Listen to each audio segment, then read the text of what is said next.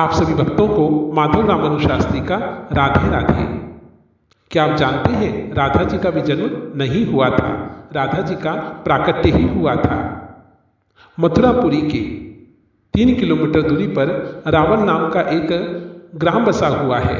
कहा जाता है कि उस पावन धरा को प्रतिदिन यमुना नदी छू करके बहा करती है और वहाँ पर ब्रजभान जी की पत्नी कृति देवी प्रतिदिन साधना करने जाया करती थी, स्नान करने जाया करती थी।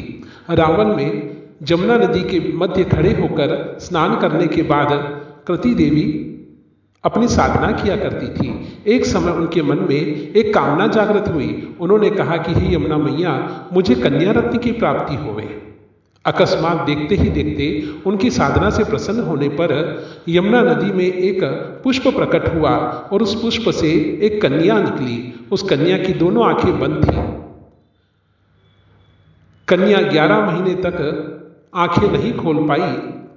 11 माह उपरांत अकस्मात मथुरा के कारागृह में कंस की बहन देवकी के गर्भ से 8वीं संतान का प्राकट्य हुआ। रात्रि में ही वह बालक गोकुल पहुंचाया गया। गोकुल में नंदराय जी ने जब नंद उत्सव के लिए बधाई का निमंत्रण आसपास के गांव में भेजा, तब ब्रजभान जी भी अपनी पत्नी कृति देवी और साथ राधा को लेकर के वहां पर पहुंचे। वहां पहुंचने पर कृति देवी ने जैसे ही अपनी गोद से कन्या को उतारा, कन्या पहली बार घुटना घुटना चलने लगी और वह कन्या घुटना चलते हुए श्री कृष्ण के पल्ले के समीप आकर के दोनों आंखें खोल लेती हैं।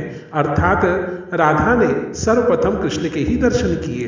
11 महीने उपरांत अपनी आंखें खोलता हुआ देख करके गदगद और प्रफुल्लित होकर के नंद राय जी के नंद उत्सव में ब्रजभान जी और कृति देवी ने भी